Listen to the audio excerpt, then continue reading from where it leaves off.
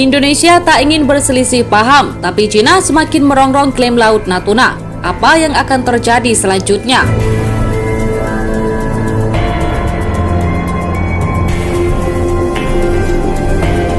Halo Sobat Pena, jangan lupa klik tombol subscribe dan nyalakan tombol lonceng agar tidak ketinggalan video-video terbaru dari Pena Militer.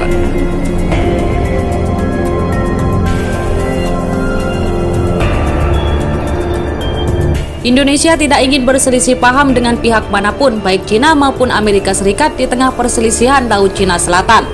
Sejauh ini Presiden Joko Widodo berupaya melakukan pendekatan diplomatik yang sama luasnya dengan dua musuh pemerintahan itu dan memposisikan diri berada di antara Washington dan juga Beijing. Sesuai dengan letak geografisnya, walau ada ketidaksetujuan dengan klaim Cina atas Laut Cina Selatan serta intimidasinya, Indonesia tidak berusaha memperlihatkannya di hadapan dunia internasional. Namun begitu, Indonesia memiliki cara sendiri dalam menghadapi intimidasi Beijing.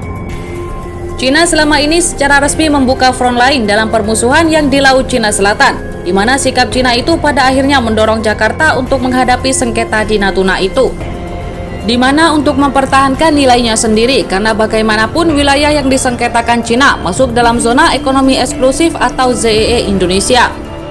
Sesuai dengan konvensi PBB tentang hukum laut atau UNCLOS, bahwa wilayah berada dalam 9 garis putus itu adalah miliknya.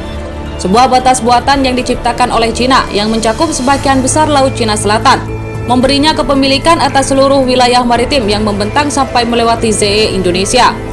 ZEE adalah wilayah laut yang terbentang hingga 200 mil dari garis pangkal suatu negara.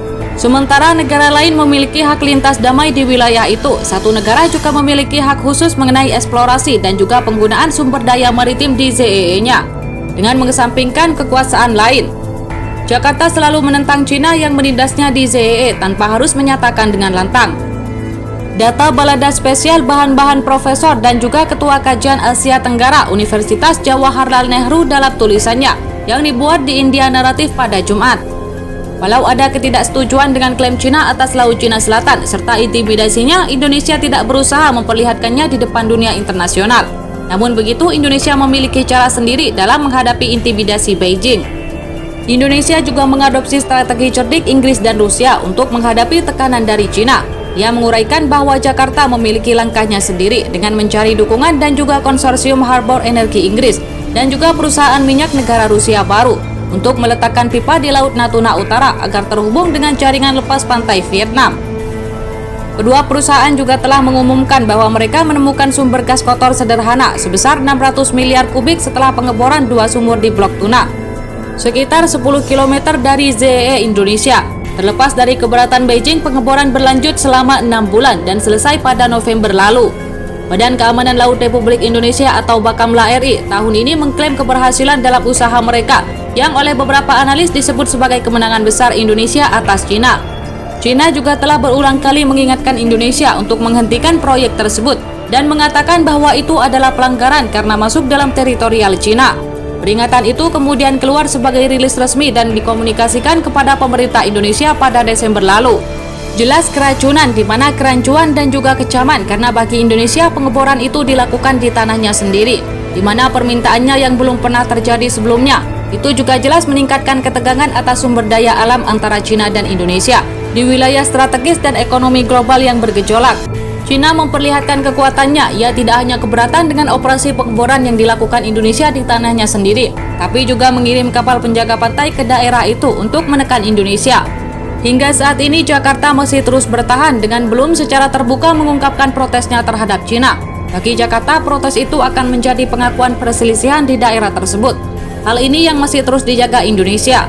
Meski tak mengakui adanya sengketa, Indonesia pada Mei 2020 mengirimkan surat kepada PBB yang menolak klaim historis Beijing di laut yang ditujukan dengan peta 9 garis. Cina kemudian mengirimkan balasannya ke PBB. Kepala Bakamla, Wakil Laksamana Aan Kurnia juga telah mengundang rekan-rekannya dari Brunei, Malaysia, Filipina, Singapura, dan juga Vietnam bertemu pada Februari 2022 untuk berbagi pengalaman dan membina persaudaraan di antara negara-negara yang tantangan serupa yang ditimbulkan oleh Cina.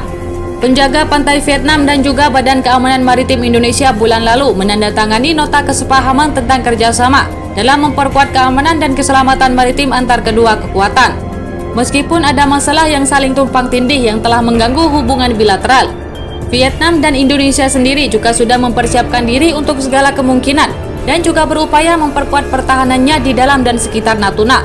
Mencurigai bahwa Cina sedang menjajaki peluang untuk merebut kendali efektivitas ataupun atas pulau-pulau itu.